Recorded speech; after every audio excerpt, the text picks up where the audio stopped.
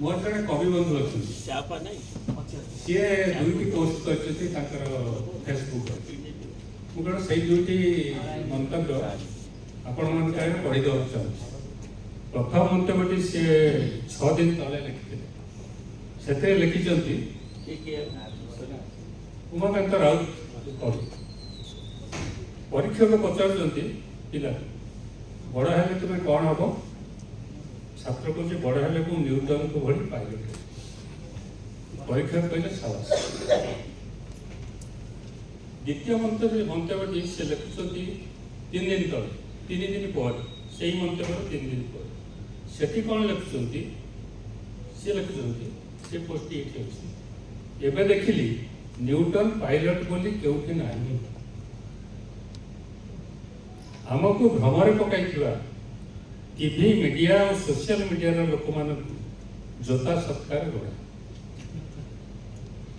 एथुर आम कौन बुझुं अनेक लोक सोशल मीडिया रे विरोध प्रचार करिसेंती किछि न बुझी न सुझी डॉक्टर न्यूटन पाइलट बोली से लेखा ना ये ऑप्शन दिया न्यूटन पाइलट न्यूटन वैज्ञानिक तुम्हें जोटा ठीक ठीक मारे जोटी भूल छुटी मारे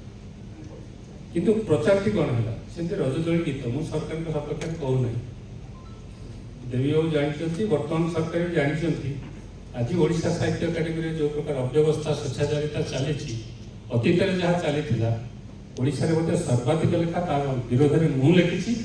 नुआ सरकार आसिया पर बारंबार प्रश्न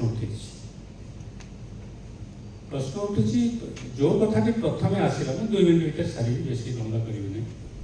ताकू वही पाइकरी कहीं भूल गणी गणी करी 1600 केते भूल बोली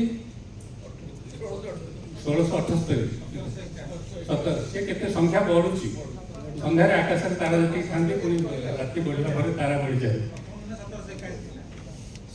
सेठी कहीं जड़े विशेषज्ञ गणिकी बाहर कर नथिला सरकार निजे बाहर करते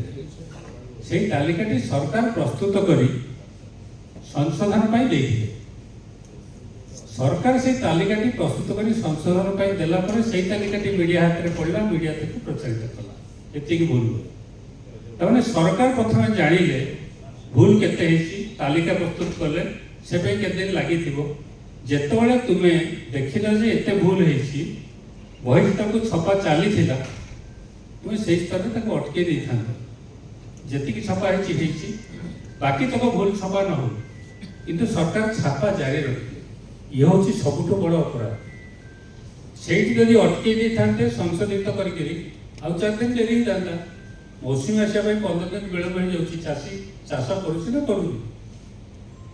जाता से सब बड़ भूल है मीडिया रे जहाँ मतामत आसुची मुख्यमंत्री गोटे कथा कहते संशोधित बही दि जाए